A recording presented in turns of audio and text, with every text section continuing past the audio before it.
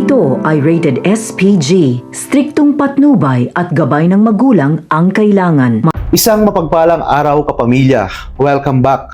Darating na nga si Brando Mondragon, siyang tutulong kina Ramon at Tanggol upang makabangon at makapaghiganti sa mga gerero. Wala nang makakapigil kay Tanggol sa pagligtas sa kanyang amang si Ramon.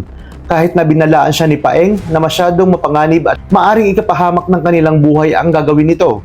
Sigurado umano siyang maraming pulis ang nakabantay at handang rumisponde sa paglusob nila Tanggol. Kaya naman hindi nagpatinag si Tanggol at buo ang kanyang pasya dahil wala na siyang ibang paraan kundi iligtas ang kanyang amang si Ramon bago pa nga siya maunahan ng mga gerero. Kahit kapalit ito ang sarili niyang buhay. Samantala, pumasok naman si Rigor sa silid ni Ramon na may matinding galit at bigat ng loob habang pinagmamasdan ang nakaratay na si Ramon. Pinagsisisihan niya ang pagkakataong binuhay niya pa nga ito noon. Hindi niya inakalang magiging sanhi ito ng pagkasira ng kanyang buhay. Sa sobrang poot ay agad niyang itinutok ang baril. Ngunit dumating naman si Hector at mabilis na inutusan si Rigor na ibaba ang kanyang sandata. Dumating na nga si Tanggol at nagkunwari siyang pasyente habang ang kanyang mga tropa ay nagpanggap naman na nurse ng ospital.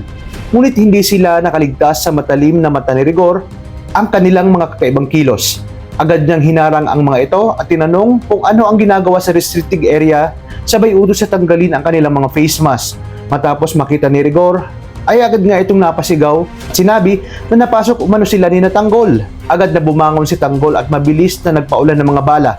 Sunod-sunod ang kanyang pagpapaulan at walang takot na nilusob ang mga pulis. Kahit alam niyang mas marami ang kalaban, ay agad nga silang nakapasok kay Ramon at hinila niya si Ramon upang makatakas. Walang binatbat ang kapulisan sa husay, galing at diskarte ni Tanggol na naman matagumpay nila itong nailabas ng ospital.